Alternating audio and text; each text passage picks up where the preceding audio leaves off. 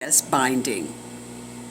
We're going to use another neck, and we're going to use a 2-inch wide strip of bias. We're going to fold the bias in half so the two raw edges are right on top of each other. We're going to take those two raw edges and line them up along the raw edge of the neck. We're going to sew a quarter seam. This time what I want to do is sew what I call like a small quarter, meaning that I want to make sure that these three raw edges are next to the quarter line and not on top of the quarter line. Okay, so I'm going to start sewing. Again, I want to keep that folded, and I'm going to straighten out my neck.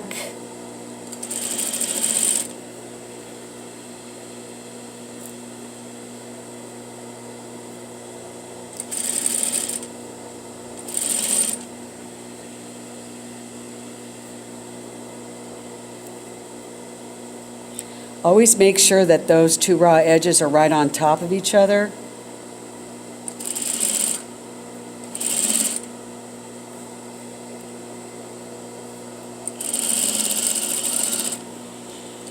All right, now we're going to cut this excess bias off, and this one off as well.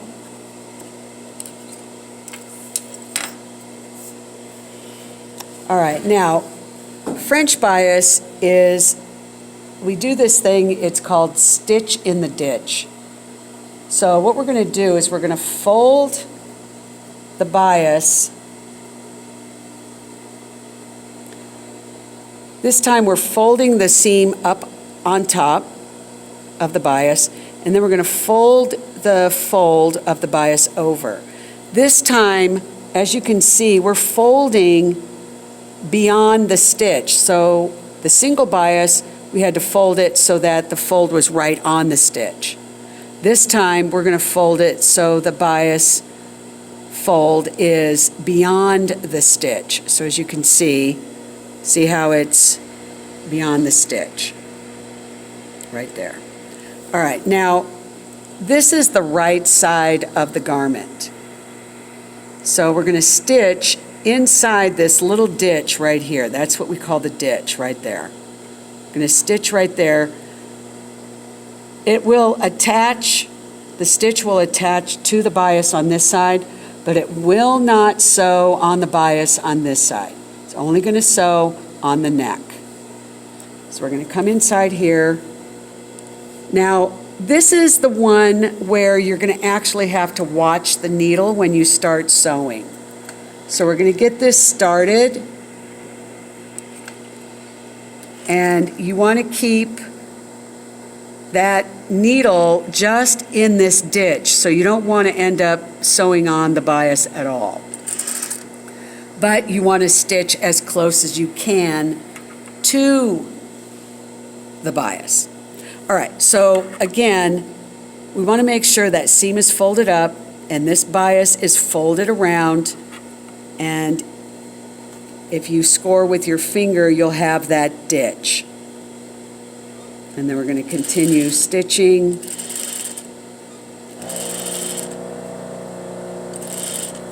Okay, again, I need to readjust. I'm making sure that the seam allowance is on top of the bias. I'm going to fold the bias around so it's beyond. And stitch right inside that ditch, so I can feel that with my finger, that ditch.